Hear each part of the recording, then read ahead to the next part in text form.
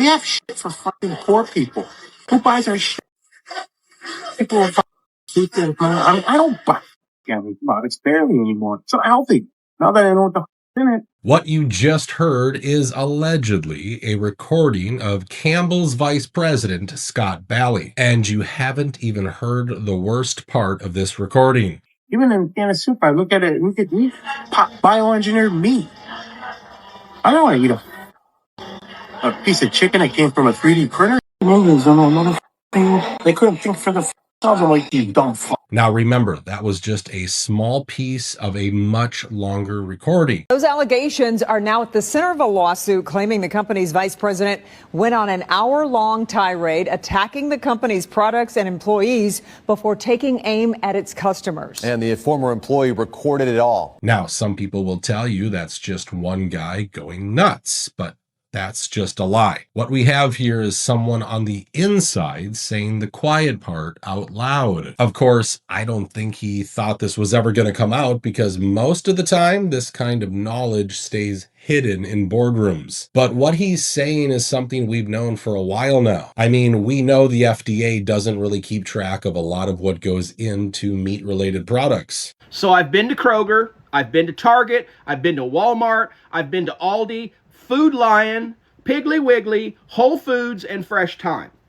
Every single one of them has a prepackaged ground meat that will not tell you, number one, where it comes from, number two, where it's packaged, and what kind of procedures that it goes through in order for us to know that it's safe. If you ask them behind the counter, they're going to tell you there's a thing on the back, scan it with your phone, and it's going to take you to a website that the FDA has put out there. And what it's going to say is, it could either be 3D printed, it could be a cloned animal.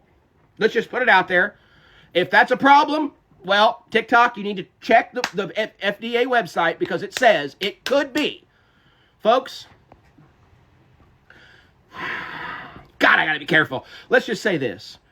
Our food ain't food anymore. Now, here's where it gets really scary. Thanks to some USDA regulations that kicked in back in 2022, if a product like soup uses bioengineered meat, poultry, or eggs as the main component, they don't even have to tell you on the label. Yeah, they can literally leave that part out. And just so we're all on the same page, bioengineered meat basically means that they've messed with the DNA to create something that doesn't occur naturally. And they're not required to label any of that. So you, the person eating it, have absolutely no way of knowing what was changed, modified, or engineered into that meat. And we've all seen how crazy some of those genetic modifications can get. The stuff they can insert, tweak, or enhance will shock you. So I'll give two examples.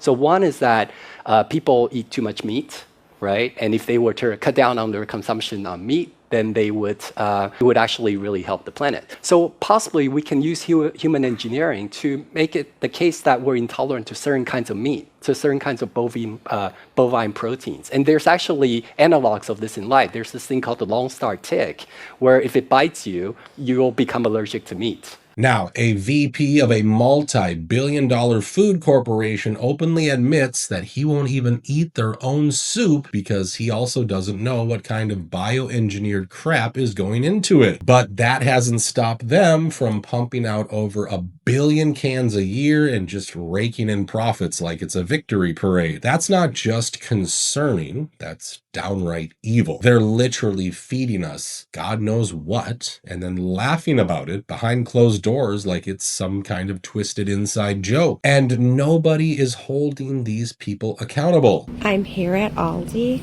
and almost everything they have contains bioengineered food ingredients.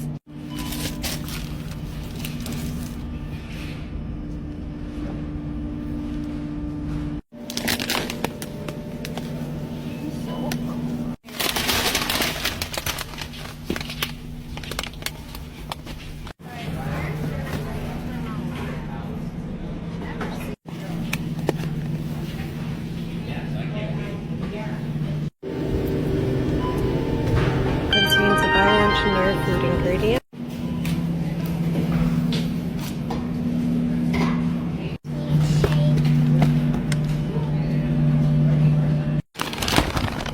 Look, I've supported RFK Jr. on his mission to clean up what we eat, and I also respect the work he's done so far. But let's be real, we are nowhere near solving this. And that's pretty depressing, because both RFK Jr. and President Trump were on the same page about cleaning up our food. We will invest in new and modern agricultural techniques so we can have safe, healthy, high-quality foods for our families. That's where Bobby is so interested, foods.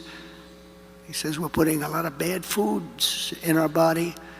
You look at other countries which do far less, and they're actually much healthier than we are. Yet here we are, still knee-deep in this mess. And let's be honest, we all have a pretty good idea why this keeps happening. You see, a lot of these huge food brands are ultimately controlled by asset managers like BlackRock and Vanguard. And these companies exist for one purpose: to squeeze out every last cent of profit for their investors. That's their job. That's their mindset. And nothing else even registers on their radar. They have a history of doing all kinds of shady things and ruining our food industry just to raise their profits. Yeah, absolutely with the government. There's only 4 meat packers in this whole country. Why? Why?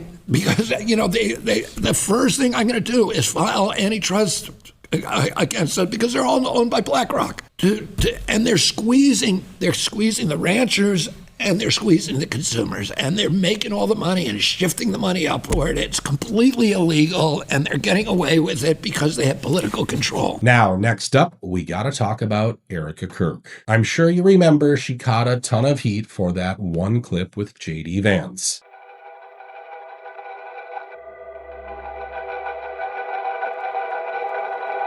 Well, now she's actually tried to explain what happened there. They went to the weirdest places. Oh my gosh, you guys, please. So for those of you who know me, I hug. Yes, you're an intense hugger. Whoever awesome. is like hating on a hug needs a hug themselves. I will give you a free hug anytime you want a hug.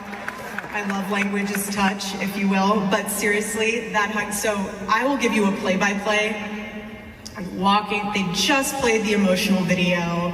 I'm walking over, he's walking over, I'm starting to cry. He says, he's so proud of you. And I say, God bless you. And I touch the back of his head. Anyone who I've hugged that I have touched the back of your head when I hug you, I always say, God bless you. That's just me. If you want to take that out of context, go right ahead. Again, that to me shows that you need a hug more than anyone else. So if anyone... They were acting like you touched the back of his ass. I feel like I wouldn't get as much hate if I did that. But no, seriously, so now when I go and hug people, I'll bring them back in and be like, I obviously didn't give you the right hug. Like, let me touch the So there you have it. If you didn't like the way she hugged JD, well, maybe you just need a hug yourself. Seriously though, let me know what you think about her explanation. I want to hear your take. Meanwhile, let me update you on what's happening with Charlie's case. Surely you remember George Zinn and all the crazy stories about him. Well, a freelance journalist managed to interview him in prison. And here's how George responded to all of these theories. Absolutely not. Absolutely not. Why would anybody want to think that I was involved in that? Everybody wants to tie me with every kind of crime in the country. And I'm all, and I just don't need that. I'm here for what I did, and I wasn't even around during 9/11. I was in Denver. I'm here for what I'm here for. Well, people are just going to talk. People are going to talk, and I've had it, when I have nothing to do with any of that stuff. The only thing that I'm in here for is my cases. Nothing else. It's a pretty wild clip because this is the first time he's behaving rationally, trying to protect himself from any more legal problems. We all remember how erratic he was right after the Charlie Kirk assassination. That's right, you make sign.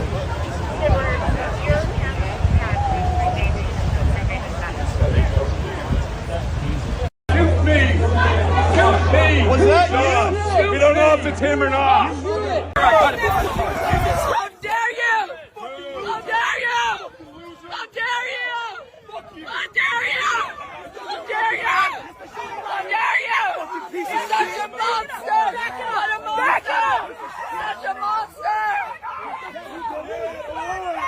Back then, he didn't seem to care how deeply he got wrapped up in that situation. People were convinced he was willing to die over something he had nothing to do with. And that's why some people are even more convinced it was all a setup. He caused that distraction knowing he wasn't going to get shot and knowing he'd end up in prison no matter what. Almost like prison was a safe place, away from anyone who might try to question him too closely or push him for answers. Now, while he's finally talking to journalists, we might not be able to talk about Tyler Robinson anymore. You see, the prosecutors are now asking to expand the gag order even further. Yes, you heard that right. They want restrictions so tight that pretty much anyone even remotely connected to this case can't talk. Of course, they haven't clarified what that actually means. Does it mean silencing Tyler Robinson's grandmother? After all, she's been sharing some pretty intense claims with the media. What's up, you guys? I just spent about an hour talking to Debbie, Tyler Robinson's grandmother. She said she wanted to set the record straight on some of the stories that came out. One, she never said that her grandson never fired a gun. What she said is that she didn't think that he would ever do anything like that. As far as she knows, he didn't have a lot of experience hunting, but may have used a gun before. Another thing is that it came to as a surprise to her and the entire family that Tyler Robinson was supposedly gay. As far as she had known, had known, that has never been the case. So she said that was a major surprise to her. Or is the gag order meant to stop commentators like Candace Owens? The conspiracy theory is that Tyler Robinson, who did not attend UVU, had never been on UVU campus, packed up his car that day, jumped onto a rooftop, figured out how to jump around like Spider-Man, and just knew exactly where Charlie Kirk would be seated, despite having never been there. Took one shot with a 30-06 that got stopped because Charlie eats spinach. He then makes a hasty retreat into a Dairy Queen where he texts every minute of what he did to his lover.